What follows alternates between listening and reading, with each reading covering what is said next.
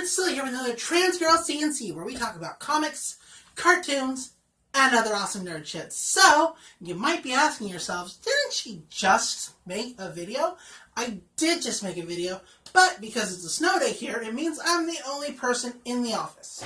That means it's the perfect night to record a video, because I won't be bothered by anybody. So, win-win for everybody. Bonus video for you, free night for me, so yeah, boom, boom. Let's get into it. I thought it would be really fun to talk about my favorite Miyazaki films. Now, of course, I love all the Studio Ghibli films. I love them so much. But there are, obviously, I have my favorites. It was a tough choice when you think about the large collection of films there are and boiling it down to the top 5, but I did it, and I'm proud of myself. And if your list doesn't match mine, that's okay. Everybody has their favorite Miyazaki film. Everybody has their favorite top 5 or top 10. This one's just mine. So hopefully you enjoy it. Maybe our tastes match, maybe they don't, but I still want you to have a great time, so let's go. Firstly, number 5 is Castle in the Sky. Castle in the Sky is just so much fun. It's a really, really great adventure. It involves Pazu, who is a engineer's apprentice in the society that builds flying engines, more or less, It's very steampunk, very, sky pirates are in this. It's really great. Anyway, he discovers a floating girl named Sheeta, and they both have an interest in the magical kingdom called Lapida.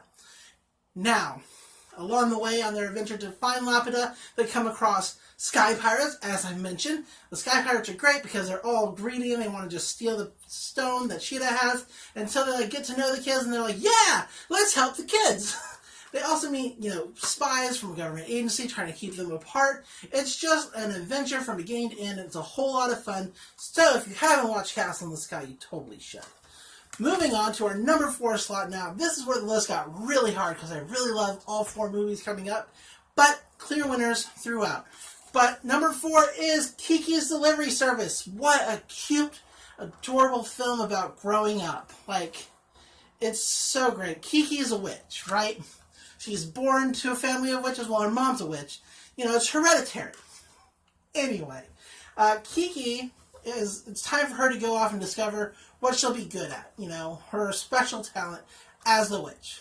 And she goes with her best friend Gigi, who's a black cat. He's her familiar. He's got such a great personality. I really love him. I love him a whole lot. It's kind of sad, though, because he eventually stops talking in the movie because it's supposed to be a sign of, letting your childish life go, is that, Gigi maybe doesn't actually really talk. Maybe he's just a cat. He's a special cat. He's a magic cat, but he stops talking eventually, and that's sad. But, live. She meets other friends in her new city, and the city itself is just wonderfully designed. It's a port town, and it just has it has a feeling of a city, more or less. And it's just the scenery in this movie is so good, and the animals are good, and all the characters are great. I really love Kiki's Delivery Service. So, this with Castle in the Sky, if you haven't checked this out, you totally should. It's cute. If you're looking for more adult taste, this might not be for you, but I would still suggest it anyway. Moving on to number 3. Number 3 is Spirited Away. This is another tale about growing up and letting go of childish things. Chihiro is moving to a new town with her parents, and she doesn't like it at all. They get lost along the way, and instead of turning around and going back the way they came, her parents decide to go through this tunnel thing, which apparently leads to the spirit world, but they don't know that. And so they eat food meant for spirits, and her parents turn into pigs, and so Chihiro has to find a way to turn them back before they get eaten themselves. Chihiro doesn't become a pig. She just works in the bathhouse. It's really fun. There are suit sprites. No Face is probably a character that, even if you haven't watched this movie, you've probably seen pictures of it, running around. It's just so much fun. And there's kind of a little bit of a little love story in here between Chihiro and Haku, but nothing really comes of it because it's really more a story about Chihiro, going from a child to adolescence, more or less. And it's just all these movies are really beautiful. There's no denying that. But it's really creative, and there's so many different kinds of spirits, and it's just amazing to see what was done with this movie. Check it out, Spirited Away. Boom. Moving along to our number 2 spot. Now, this is where things started to get a little muddled in this list. I really had to think hard about which was second best, which one was first. It's just like, I didn't even, I didn't know.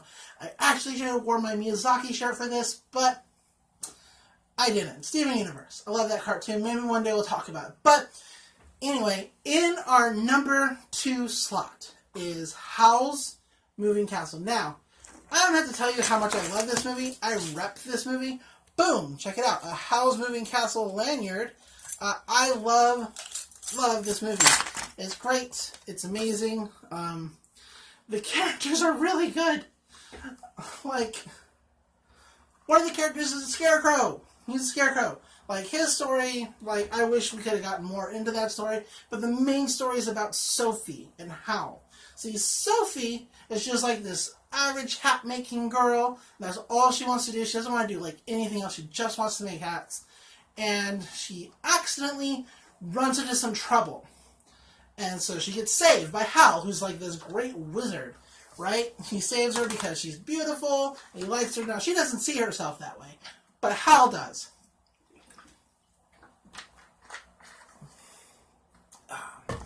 And so because Howl helped her, she actually finds herself the target of a curse by the Witch of the Wastes.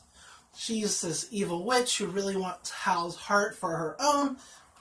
He's not interested in her, and so she curses Sophie. Sophie becomes an old woman, and she doesn't know what to do. So instead of, talking to her family about it and figuring out what's happened, what's gone on, she goes out to the wastes to search for the witch, so she isn't cursed anymore. Along the way, she meets the Scarecrow, who's a great character. He has lines at the end of the movie, but no lines throughout. He's just like this bouncing scarecrow. It's really great.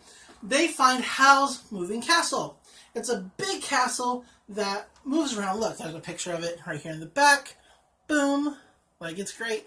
It's like a living, breathing castle that moves around. You discover that Howl not only is like the magical advisor to one kingdom, but to the other kingdom. He's trying to keep them from going into war, but it doesn't work out at all for him in that way. They try to take his magic from him at one point. It's a bad scene. But also in the castle is Howl's apprentice, whose name I actually can't remember. But also the best character, Calcifer. The dog's pretty cool too. But Calcifer's great. I love Calcifer so much. He's like a sassy fire demon who Howl's trapped inside his castle. He actually powers the castle. It's lots of fun. It's a good movie. All the characters are great, and the way the story progresses is incredible. And there are some of these scenes in this movie that are literally breathtaking. I don't know how they were done with animation. Especially not with the animation of the time. This is kind of an older, Ghibli film. But it's really, really good. So, definitely Castle in the Sky. If you're not watching any of the other movies, watch this one and the next one. But definitely this one. So now for number 1. What am I picking? Is it Ponyo on the Cliff by the Sea? Is it Nauticisca Valley of the Wind? Pompoko? Porco Rosso? Tales from Earthsea? It'll never be Tales from Earthsea. I like the movie, but it could have been better. And it's not The Secret World of Arrietty either. Could it be My Neighbor Totoro? It's none of those. It's not even Grave of the Fireflies. I really love Princess Mononoke. Now, not only do I own this on DVD, I actually own it on Blu-ray too. Ta-da! See? It also comes with another DVD. So I own this movie 3 times because I really, really love it. So let's talk about it. What is, starting off, the art, like I said, the art in Howl's Moving Castle is, incredible, right? There are some scenes that are, the shooting stars that look amazing. It's I don't even know how they did them. But there are just, some fantastic, the way the animation moves in, really any of these, but especially Princess Mononoke is just so fluid, and it's like, it feels like, I mean, that somebody put pencil or a pen to whatever they were using to draw, and they never picked it back up. It's just that flowing and smooth. So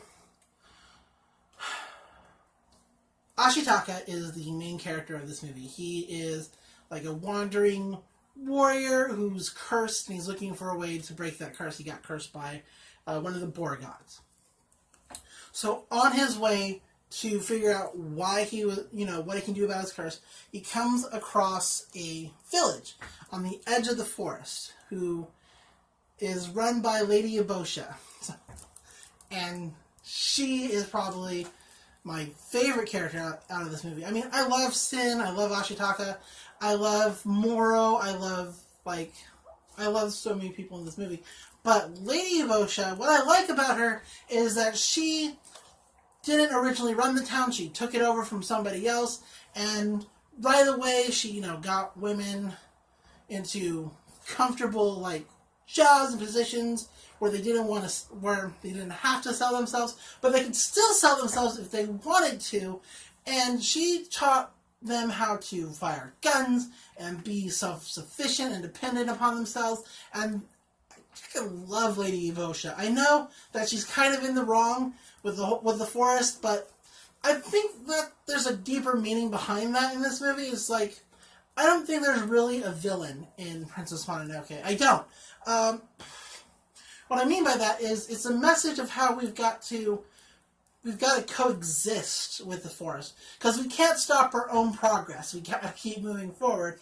But we can't just, get rid of the forest and nature and everything else that comes along with it. We have to learn to live with it. So, but, who really blames Lady Ebosha? Sin. Sin blames Lady Ebosha, and she is she's lived with the spirit gods all her life, wolves particularly, and she is just in a conflict with Lady Ebosha, and it's wonderful. And in the middle is Ashitaka, who just wants his curse gone and wants for the fighting to stop, and there's just so much good in this movie, and I really love it. It's no holds barred, and it's the only movie out of all of these that has 2 ratings. On the back, it's certified PG, and then it has a PG-13 rating. Make up your minds. Which is it? This is kind of one of the more violent of the Studio Ghibli films by a wide margin, but it's a lot of fun. It's really great. The spirit of the forest is one of the most majestic creatures I've ever seen in anything. So there's that. So definitely check all these out. Check out Howl's Moving Castle. But I really think that if you want something that's nice and deep and fun, Princess Mononoke, right here. This movie is just it's fucking awesome. And that's it.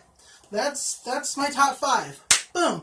Let me know what you thought. What are your favorite Miyazaki films? Tell me. I want to know. Let's get a dialogue going about maybe why I was wrong. Hopefully not that. Just maybe why your opinion differs from mine. That's cool. We're down for that. Anyway, I'm Fire Princess Lily. This has been a bonus episode. And until the next video, love comics, love cartoons, and I'll see you next time. Bye.